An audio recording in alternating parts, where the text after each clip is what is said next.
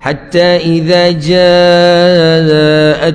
رسولنا يتوفونهم تردي چې کله راشي دوی ته ملائک زمونږه مړه کوي دوی لره برخه یې خپله ختمه کړه برخه د څه د عمر او د رزق اوس ملائک رالو ساتي یې دي دا مسله ما تاسو ته مخکې ذکر کړې وه چې کله الله ملائک ذکر کوي کله یو ملک ذکر کوي لکه ملک الموت ساګانې څوک اخلي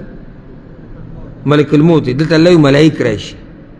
دي ما جواب ذکر کړو په دې تاسو ته بارک الله فیکم ما تاسو ته وی چې اصل لکه قرآن کې الله په ډېرو ځایونو کې دا خبره کړې ده مړه کول زه کوم ژوندي کول زه کوم بل ځای کوي ملک الموت به تاسو مړه کوي دلته وي ملائک یې مړه کوي نو دا به څنګه راجمع کوو دا حدیث اصل مرګ راوستونکی او ژوند ورکوونکی هغه الله دی د طاقت دې ملایکو له الله ورکړی نو اصل کار د چا شو د الله دی دا ډیوټي حواله کړې چا ته ده ملک الموت ته ده بنیادي دا کار د ډیوټي الله هغه ته سپارلی ده هغه سره نور ملایک راځي که حدیث موږ څو پیرې بیان کړی چې کله د دې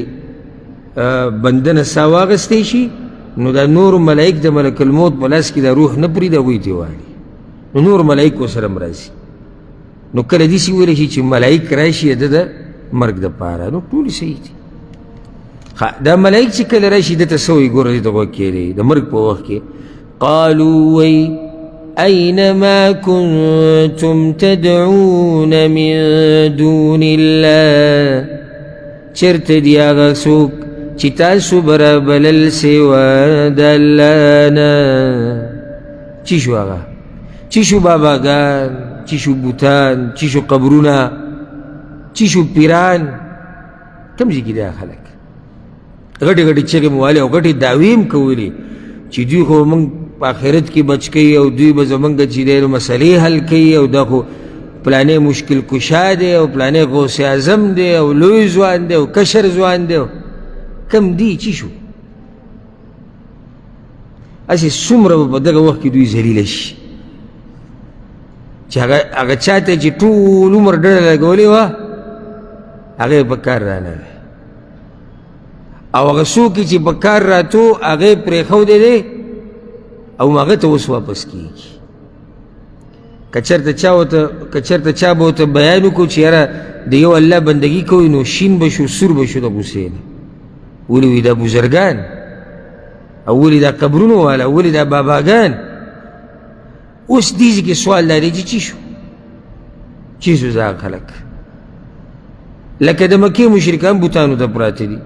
یا د هندوان بوتانو ته پراته یا د نور کافران بعض د بوتانو بندګي چې چی شو هغه بوتان څه به وکړي بعض د قبرونو بندګي کوي چی شو هغه قبر والا بعض د باباګانو د پیرانو او په دې مسلمانانو کې چې کوم نام نهاد مسلمانان دي چې قبر پرست او پیر پرست بابا پرست او د هغوی بندګي کوي د هغوی نه هم دا سوال دی چی شو هغه خلک چې تاسو را بلل سوا د الله نه الله مې هېر کړی او ته هم چغې وهلې سخته کې بیا دغه الله ته یېري او هغه الله سره چې شریک کړی هغه ورته یاد نو دا بل ورځ ما یو بیان اورېدو یو مولوي صاحب زما په یو خبره باندې رد کړی چې دی وایي چې بزرګان داسې او پیران داسې او باباګان داسې نو هغه کوشش دغه لګولی و چې لکه دی ثابتولی چې د دوی هم برخه شتې تعجب په هغه باندې نه دی خو دا خو دنیا د دې کې به قسمه قسم خلک یې څوک څه وایي څوک څه تعجب په دې چې د داسې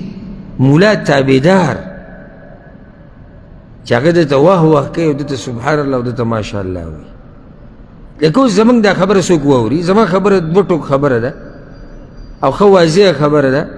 چې اولیاء الله باباګان پیران ښه خلک وو ښه زموږ ګمان دی دا کوم چې دوی یادوي دغه کوم زموږ په ښه ګمان دی ښه خلک تېر شوي او کوم چې یقیني اولیاء الله تېر شوي دي خو اولیاء الله او د الله دوستانو ښه خلک موږ یې قدر کوو موږ یې احترام کوو څوک چې قدر او احترام نه کوي د هغه سره دشمني کوو خو دومره ده چې د الله مرتبې ته نه رسوو په دې کې څه دي څه اعتراض شته تاسو سره دې کې خو هېڅ نشته د پیغمبر صلی الله علیه وسلم نه غټ ولی الله بل شته نشته. خدا پیغمبر هم موږ ګوره د الله مرتبې ته نه رسوي، حالانکه هغه امام الاولیاء دی، د اولیاء الله امام دی هغه، خو د الله مرتبې ته نه رسوي چې الله د دې پیغمبر خالق دی، دغه الله پیدا کړی دی. نو چې الله خالق دی او پیغمبر مخلوق دی، نو بیا مخلوق کله خالق ته رسي؟ نو اوس دوی نه دا سوال د مرګ په وخت کې ملایک کوي اینما کنتم تدعون من دون الله، چرته دي هغه خلق یا هغه څوک چې تاسو برابرل سوا د الله نه؟ دوی سره نور څه نشتي. جواب قالوا وی باغوی ضلوا عنا، هغوی ورک شوي دي زموږ نه، نشتي هېڅوک نشتي. وشهدوا على انفسهم، او گواهی به وکړي په خپلو ځانونو، انهم كانوا کافرین، چې یقینا وو دوی کافران، په خپله به ومني. خو دلته منل فایده نه ورکوي. کوم ځای چې د منلو هلته نه منله، اوس دې ټیم کې دوی مني چې او موږ په غلطه وو، موږ کافران وو، موږ شرک کړی دی، موږ کفر کړی، دا فایده نه درکوي. خو په خپله یې ومنله چې هغه زموږ نه ټول ګډوډ شوي دي، هغسې ډکوسلې وي، هسې زموږ خبرې وي پالتو بې دلیل. الله به ورته ووایي قال ادخلوا فی وبه وایي الله ورننوځئ په هغه ډلو کې قد خلت من قبلکم، چې تیر شوي دي مخکې ستاسو نه، من الجن والانس، د پیریانو او د انسانانو نه، فی النار، په اور کې. الله به ورته وایي بس صحیح ده، ځئ په خپله م ګوایي وکړه او ومنله چې موږ کافرانو، نو بیا به ورته دا خبره وویلی شي، یا په برزخ کې یا په قیامت کې، چې اوس ورننوځئ د هغه کافرانو سره، که هغه پیریانو کې دي او که په انسانانو کې دي، کوم چې مخکې ستاسو نه جهنم ته تللي دي، تاسو هم د هغوی سره اوس ورننوځئ او یو ځای شئ د هغوی سره. هلته به څه کېږي؟ سبحان الله، كلما دخلت أمة لعنت أختها، هر کله چې ورننوځي یوه ډله، لعنت به وایي په ملګرو خپلو باندې.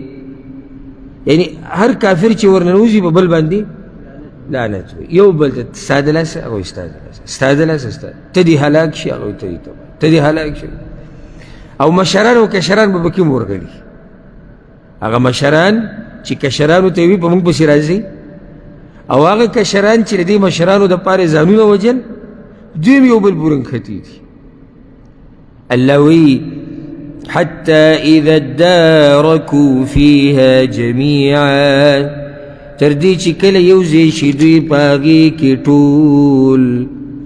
ټول به راجمع شي، مریدان او پیران.